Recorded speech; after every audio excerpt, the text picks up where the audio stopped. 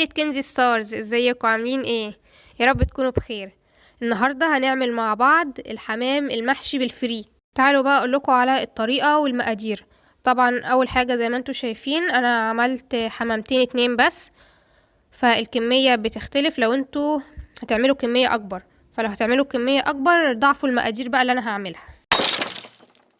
اول حاجة بنحتاجها عشان اعمل الحمام بالفريك هو اكيد طبعا الفريك. فانا جبت كيس الفريك ده. انا طبعا بجيب فريك الضحى، وبما ان انا هعمل حمامتين اتنين بس فانا هستخدم كوباية واحدة بس من الفريك. بعد ما عايرت كوباية واحدة من الفريك بصبها هنا في العلبة دي، وببدأ ان انا انقيه. هو في الغالب فريك الضحى بيكون نضيف ومتنقي وكل حاجة، بس انا بحب أأكد عليه. بعد ما بنقي الفريك بنقعه في المية لمدة ساعة كاملة، وطبعا عقبال ما بيتنقع في المية ببدأ بقى أجهز للحشوة بتاعة الفريك.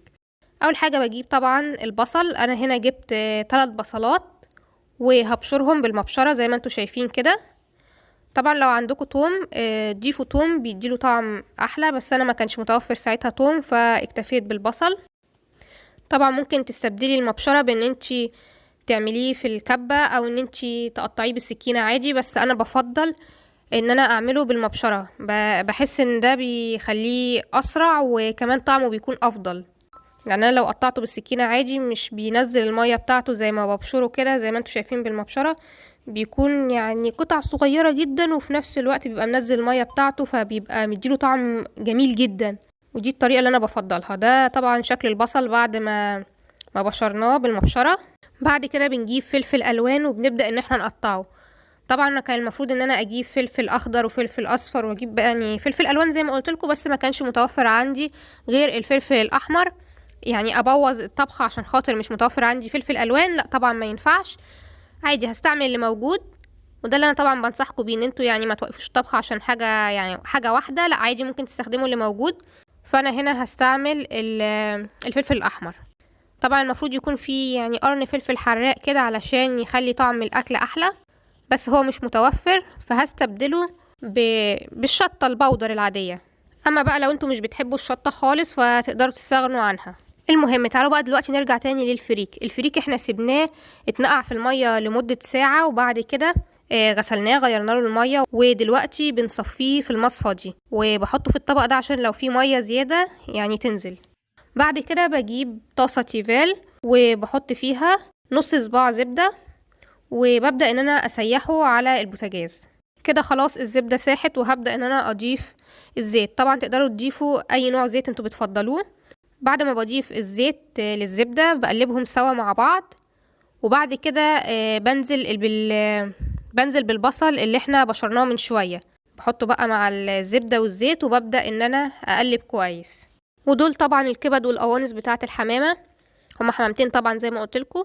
فهنجيب الكبد والقوانص وهنقطعهم حتت صغيرة جدا، وبعد ما نخلص تقطيعهم هنحطهم مع البصل.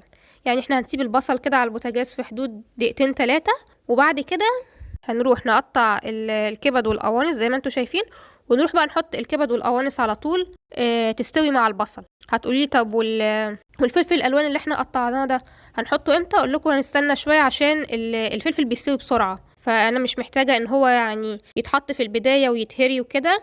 لا انا بس عايزه اسوي الكبد والقوانص مع البصل عشان يعني ياخدوا طعم حلو ويبقى طعمهم احلى، وفي الاخر احط بقى الفلفل الالوان بحيث ان طعمه يكون باين في الاكل. انا هنا اهو زي ما انتوا شايفين بضيف اول حاجه القوانص، لان القوانص بتاخد وقت في السوى. بضيفها مع البصل وبقلب كويس وبستنى يعني في حدود كده 10 دقايق ربع ساعه، وبعد كده بضيف الكبد. دي الكبده اللي انا ضفتها دلوقتي. بقلب كده كل شويه وبعد كده بغطي عليها، ولما بتستوي بنزل بقى بالفلفل الالوان. بالنسبه للتوابل اللي هنحتاجها هيكون هنا معانا فلفل اسود، وكمان فلفل احمر اللي هو بابريكا، وقرفه، وكزبره ناشفه، و7 بهارات، وكمان هيكون معانا فلفل ابيض وجنزبيل.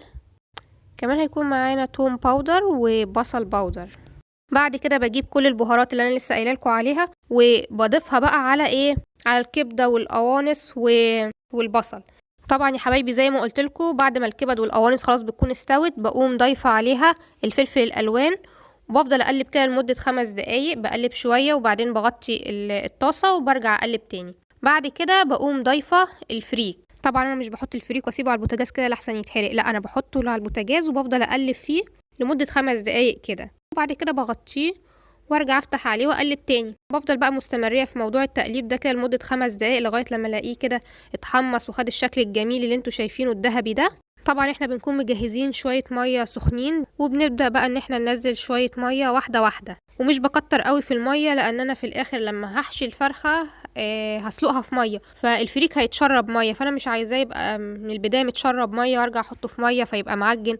يعني انا بحط على القد، بفضل يعني انزل شوية مية صغيرين واقلب واشوفه محتاج مية تاني ولا لا. مش بنحط بقى يعني معيار محدد، مش بحط كوباية او 2، لا انا بفضل اصب شوية صغيرين واشوف واقلب، اشوف بقى هل محتاج تاني ولا لا، بس كده.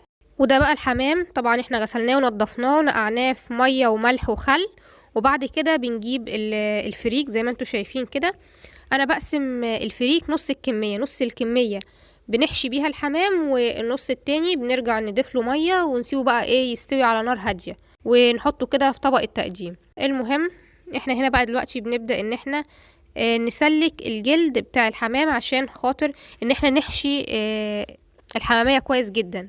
ناخد بالنا واحنا بنسلك الجلد من اللحم والعظم علشان خاطر ما يتقطعش مننا. ناخد بالنا بقى واحنا بنحشي الحمامة ان احنا ما سويناش الفريك كويس قوي، فاهم حاجة ان احنا ما نحشيش الحمامة جامد قوي عشان خاطر لما نيجي نسلقها في المية ما نلاقيهاش يعني فرقعت مننا والفريك بهدل الدنيا. طبعا انا هنا جبت مية وغليتها وحطيت فيها جزر وبصل ورق لورا وحبهان وجوز الطيب وملح وفلفل اسود وبهارات، وسبتها تغلي كده 5 دقايق، وبعدين نزلت الحمامة بقى في الشوربة دي بقى في الاخر هتبقى شوربة جميلة جدا، ممكن نعمل عليها شوربة لسان عصفور، هتبقى تحفة. ناخد بالنا طبعا الحلة تكون مليانة مية بحيث ان احنا لما ننزل الحمامة فيها المية تكون مغطية الحمامة بحيث انها تستوي كلها، ما نلاقيش يعني جزء مستوي وجزء مش مستوي. المهم انا دلوقتي هغطي الحمام وهسيبه على البوتاجاز لمدة ساعة كده يكون استوى، وبعد كده هطلع الحمام بقى واصفيه من الشوربة. وده بقى بيكون شكل الشوربة بعد ما خلاص طلعنا منها الحمام. الشوربة دي بتكون طعمها جميل جدا وبتكون فيها توابل وبهارات جميلة جدا، ممكن نعمل عليها لسان عصفور بعد كده. طبعا احنا بعد ما بنصفي الحمام من الشوربة بنحمره في الزيت. طبعا احنا لو مش حابين احنا نحمره في الزيت ممكن تعملوا نفس الطريقة اللي انا عملتها، وهي ان احنا بندهن الحمام بشوية زيت قليل جدا او بندهنه بالزبدة وبندخله الفرن ياخد اللون الجميل ده، وبعد كده بنطلعه ونحطه في طبق التقديم. طبعا بعد ما بنحشي الحمام بيتبقى معانا فريك زيادة فبنسويه، وبعد كده بنحط الفريك ده في الطبق وبنطلع بعد كده عليه الحمام، وده بيكون الشكل النهائي للحمام بعد ما استوى، وهو كمان في طبق التقديم ومعاه الفريك وبالهنا والشفا. وفي الاخر لو عجبكم الفيديو ما تنسوش تعملوا لايك عشان تشجعوني، وكمان اكتبوا لي تحت في كومنت ايه رايكم في اكلة النهارده، ولو حابين انا اعمل لكم اكلات تانية او وصفات تانية اكتبوا لي تحت في كومنت، انا بشوف كل الكومنتات الجميله اللي انتوا بتكتبوها. وطبعا لو انتوا بتشوفوا الفيديو لاول مره فما تنسوش ان انتوا تشتركوا في القناه عشان تنضموا لعيله كنزي ستارز وعيلتنا تكبر اكتر واكتر. اشوفكم على خير ان شاء الله في الفيديو الجاي، وبحبكم بعدد نجوم السما. مع السلامه.